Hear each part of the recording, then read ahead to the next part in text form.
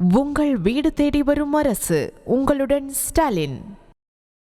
நேற்று சிதம்பரத்தில் உங்களுடன் ஸ்டாலின் சிறப்பு முகாம் தொடங்கி வச்சிருக்கிறேன்.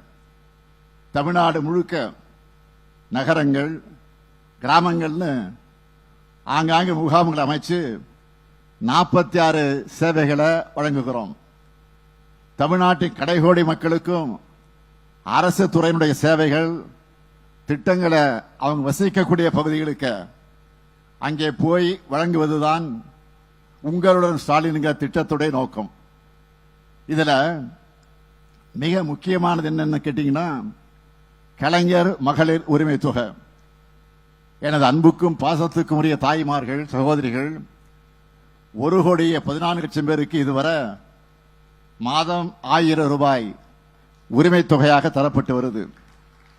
இதுல தகுதியுள்ள சிலருக்கு கிடைக்கலன்னு கோரிக்கைகள் தொடர்ந்து வந்தது. தகுதியுள்ள யாருக்கு உரிமை தொகை கிடைக்காம போயிடக்கூடாதுன்னு அதில் நான் கவனமாக இருந்தேன், உறுதியாக இருந்தேன்.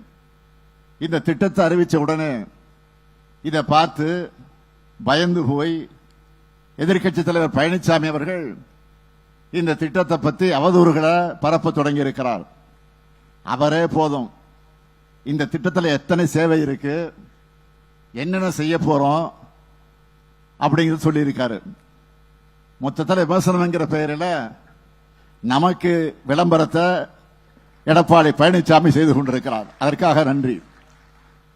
ஆனால் இந்த திட்டத்தை அவரால் தாங்கிக் கொள்ள முடியல. உங்கள் வீடு தேடி வரும் அரசு.